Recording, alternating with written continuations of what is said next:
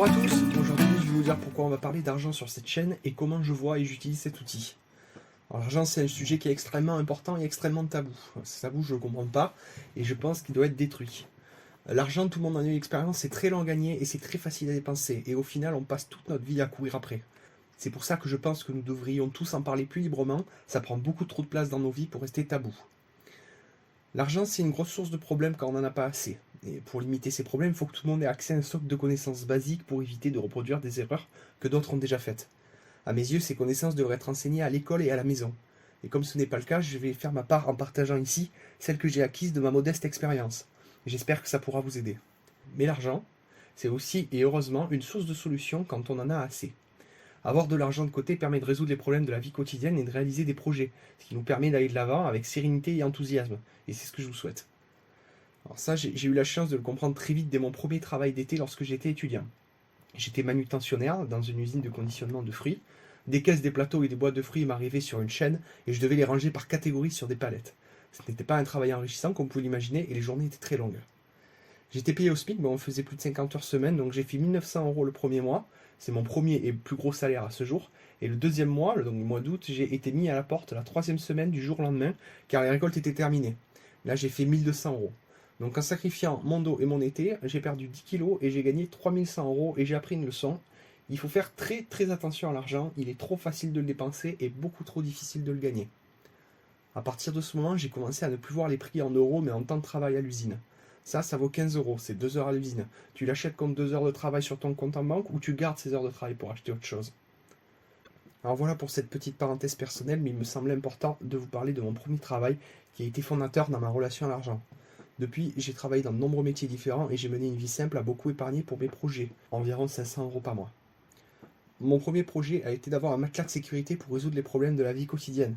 L'objectif étant de ne plus être stressé par l'argent, ne pas être obligé d'attendre la paye pour pouvoir effectuer une dépense et en avoir assez pour résoudre tous les problèmes de la vie quotidienne sur plusieurs mois.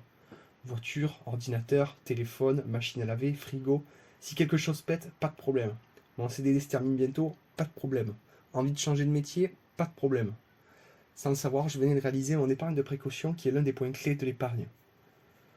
Ensuite, j'ai épargné pour l'achat de la maison, que nous avons acheté en décembre 2021.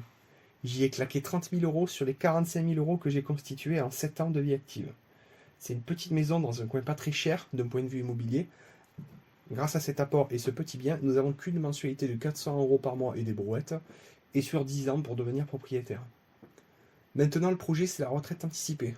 Vous pouvez utiliser ce terme et celui de mouvement FIRE, F-I-R-E, sur Internet si vous souhaitez creuser le sujet. Donc je cherche ma voie professionnelle depuis 7 ans maintenant et je ne l'ai pas trouvée, mais je reste optimiste.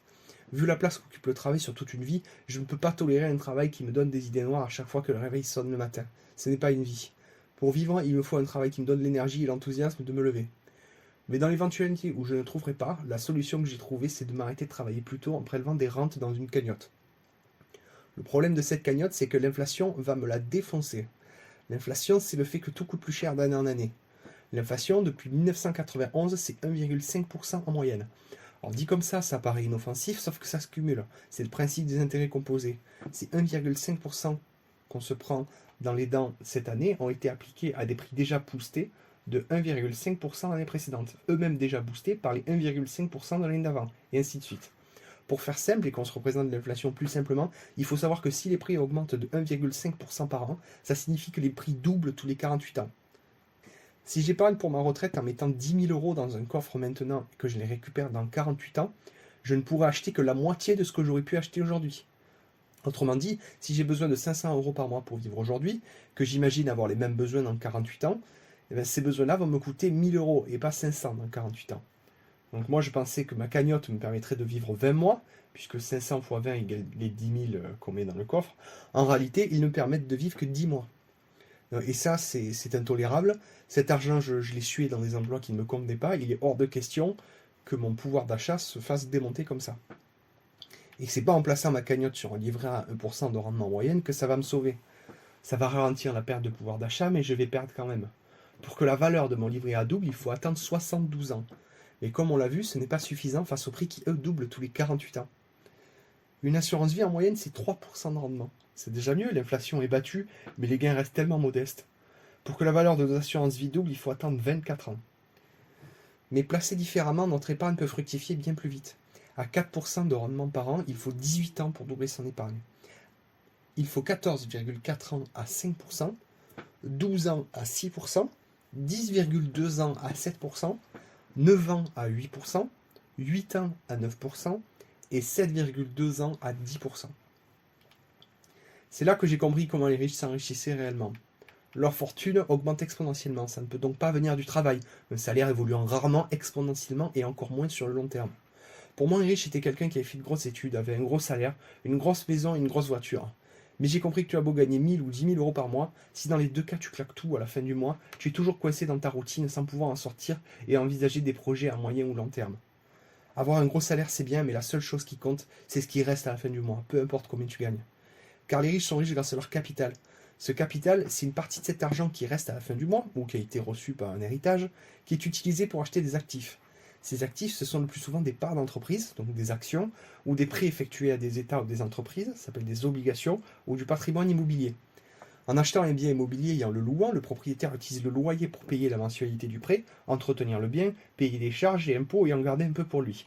Et quand le prêt est terminé, alors déjà il est propriétaire pour de bon de son bien immobilier, c'est plus la banque qui est propriétaire, et en plus il peut prendre une plus grosse part du loyer pour lui.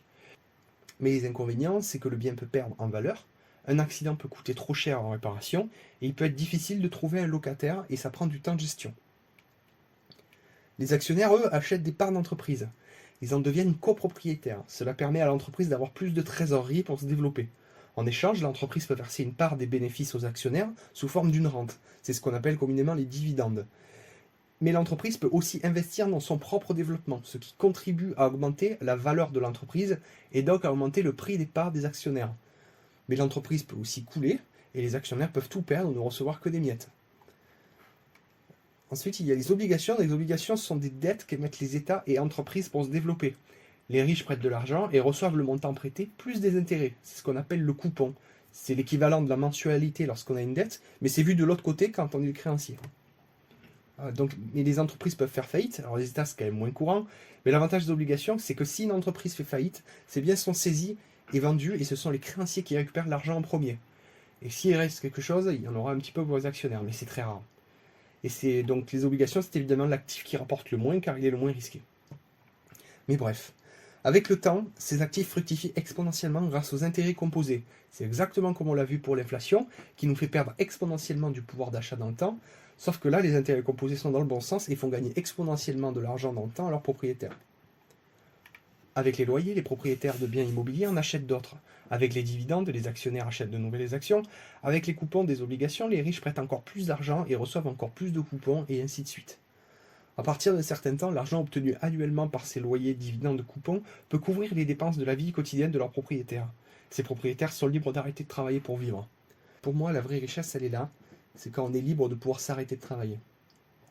Et en transmettant cet héritage de génération en génération, on peut arriver à des sommes si colossales que les enfants n'ont même plus besoin de travailler. Mais le comble de l'histoire, c'est que si on rassemble tout ce patrimoine qui a été accumulé et qu'on identifie la part qui vient des versements effectués et celle qui provient des intérêts, on se rend compte que la part des versements est très faible par rapport aux intérêts. C'est vraiment le principe des intérêts composés qui permet de créer de la richesse. Donc le secret, c'est d'investir régulièrement, le plus longtemps possible et dans les meilleurs investissements possibles. Et ça, nous l'étudierons prochainement. La vidéo est terminée. La prochaine sera sur le terme du budget, qui est la première étape pour envisager la suite. Je vous souhaite une très bonne journée et à bientôt.